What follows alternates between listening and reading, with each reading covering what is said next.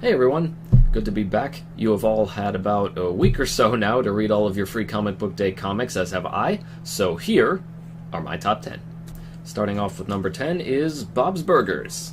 I make it no secret among my friends that I have come to absolutely love this show over the years, so getting this one was pretty much a no-brainer for me, especially since we did not have a Bongo Comics this year to fill in that comedy void that we all love. I will say that the three short stories in this were really okay at best, though I got a real kick out of the last one with Tina living out kind of a sci-fi fan fiction that she wrote, using just about every major sci-fi property that you could think of. It's worth picking up for that story alone. Coming up at number 9 is Lumberjanes. I have come to absolutely adore this series. It's just plain fun, good for lots of little reasons, but especially just in the innocent, wholesome sense. It's the, good clean fun, which is good every once in a while. It's good to get away from the vulgarity, the violence, just every once in a while. The things like this are still fun, and especially in that youthful sense that, people tend to forget about sometimes as they get older. Really, really major props to Lila Sturgis and Poulter Inc. Is that right? Yeah, Poulter Inc. for writing this. I met the creators of it, of the series once at New York Comic Con years back. They were both really nice, but unfortunately they had to leave because they were catching a plane because it was, late that Sunday. But, yeah, nice people. Nice people, good read. Pick it up. Number 8 for me was Doctor Who. This was, I'll say, the equivalent of an okay episode. Nothing really groundbreaking, but still fun. It still gave me the impression that it could have played out like a full episode had it been given a TV show runtime of the 45 minutes or so that it runs for. I will say the one problem I had with it was that the ending was... the whole thing got resolved a little too quickly. It was almost like a 2-page finish up, and you said, oh, okay, I guess that's it then. But I think with more time to flesh it out, or even a double-sized issue or a 2-part story or something, it could have worked out much better. But it was still fun for what it was, and as a fan of Who, it's still a must-read, even just to get more Jodie Whittaker comics. I know not everybody's been too thrilled with her as a Doctor. My issues with the season really had nothing to do with her, but more Chibnall's writing, hit or miss. This, however, goes back to more of just fun times with the Doctor, and not so much trying to focus on any big storylines. But, that's good. Every once in a while we need stories like this to break up that kind of cycle and just keep things fresh and fun, and I recommend it on that basis. Coming up at number 7 here is the start of a new series called Interceptor. This is by Tony Cates, known for his Venom comics right now. I think that he did a great job getting me interested in this story. It's off to a very promising start. It's not so much the whole world ruled by vampires premise, but rather the dynamic between the two main characters here, Polly and Weep, that's got me so invested, and I'm really looking forward to reading more of this. Number 6. Teenage Mutant Ninja Turtles. I am a simple man. I see Kevin Eastman's name on a Ninja Turtles comic, I pick it up. This one gave a fun little preview for events leading up to IDW's 100th issue, and it's looking like it may just actually live up to the hype. The other section of the issue actually covers a small history of everything that's taken place up to this point. It can be good for new readers, but also a bit overwhelming. Condensing almost 100 issues worth of story into a small flashback one-shot is no easy task, and I'm not even sure I could have done it better myself, to be honest. All in all, still really worth checking out if you've been curious about the more recent issues, and well worth it just for that future teaser alone. Coming up for number 5 is another cute and innocent one. A Sheet Story. This is a separate, self-contained story from the world of the original Sheets graphic novel, but if you've never read it before, which I highly recommend that you do, by the way, as it's completely sweet and wonderful, I can happily say that this is still a very accessible read for anybody interested. I have this thing about sheet ghosts like this, where I just absolutely automatically love everything involved with them unconditionally. But you will really want to stay for the slice of life goodness that hits every page here. Another good read that people of all ages can appreciate, but still really relate to. Unfortunately, I was not able to pick up a copy of number 4 physically, but thankfully it was put online by the publisher, which is Humanoids, so I was all set to be able to read it at least, which is H1 Ignition. I'm a big fan of Mark Waid's writing, so I knew that I had to check this one out on that basis alone. Even more surprising, at least to me, was that Carla Speed McNeil is also on the list of names involved with this project. I'm actually a huge fan of her work on the Comic Finder, and was really pleasantly surprised to see that she's on board here as well. The story itself is interesting enough, and I'm just curious to see where this whole entire new universe of heroes is going to go. Understand that being a Mark Waid story, this is also going to heavily lean into current social and political topics, just an FYI. With Mark Waid, you usually know what you're getting yourself into, but just wanted to give you that warning.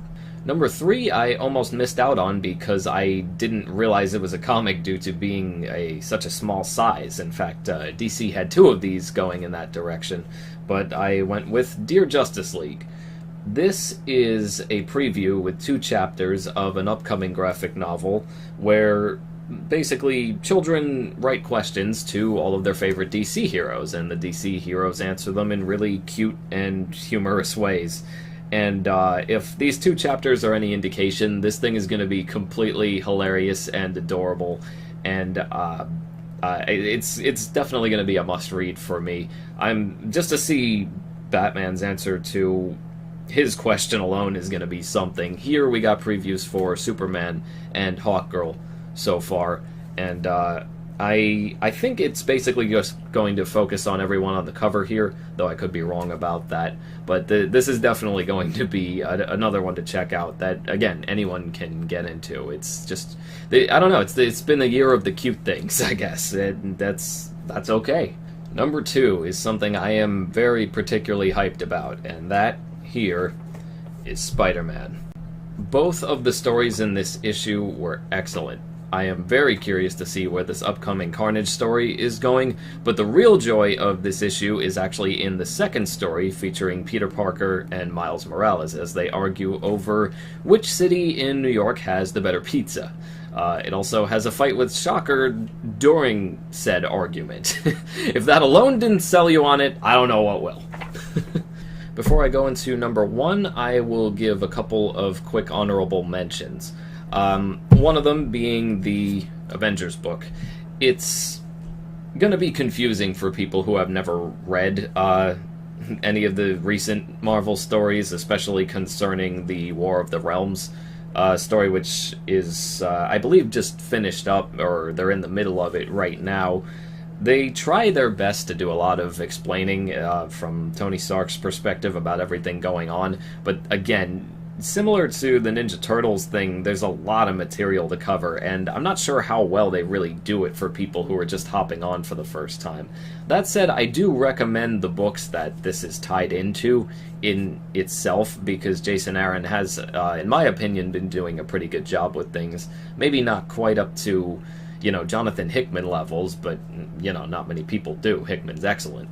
Although this one felt more like a filler story, I also really enjoyed the Star Wars Adventures comic this year, which was more like an add-on to the whole Tales from Vader's Castle storyline. It didn't really contribute anything to that so much itself. I mean, I would argue the cover's misleading, featuring a terrifying tale. No, not even remotely. Not even anything the cartoony kind of spooky. It just didn't really roll that way with me. But it was still really fun for what it was. New Han Solo stories, even with a young kid approach in mind, are always fun to me. Although I did not get this one this year because it's basically a reprint of issue number 0 again. I still really, I always fully recommend Lady Mechanica for those who have not read it.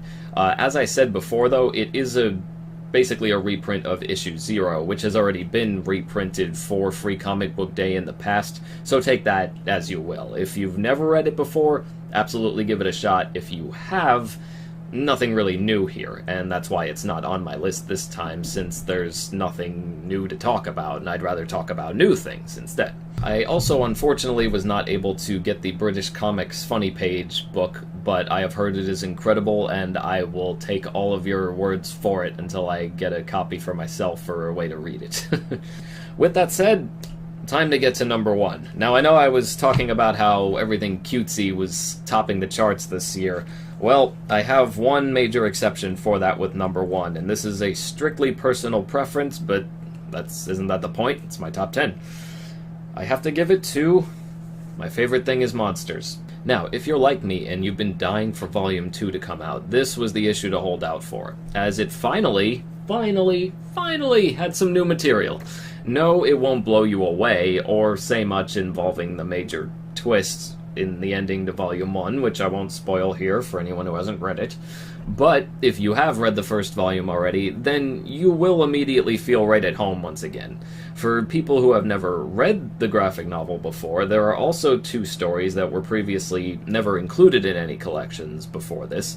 The highlight really being a short and really wonderful autobiography of the artist and the writer Emil Ferris, who inadvertently does a great job of explaining just why it's been such a long wait for Volume 2, for those who didn't already know about her and her past, as well as a neat little How to Draw Monsters segment at the end.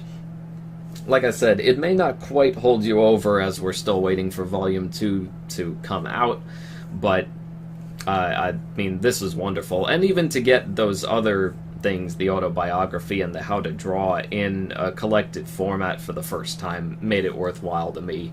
Kudos to Fantagraphics for putting this out, and major kudos to Emil Ferris for continuing to work on this despite her physical issues. I couldn't thank her enough.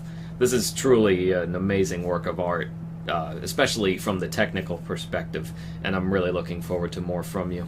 Alright, and that's going to do it for my top 10. Tell me about what you read. What were some of your favorites, least favorites, honorable mentions? Lay them down here, in that comment section that I'm pointing to, that I can't really see from here, but I know it's there. I know it's there. And remember to hit those like and subscribe buttons for more games, music, movies, comics, nerdy fun. And I will see you all next time.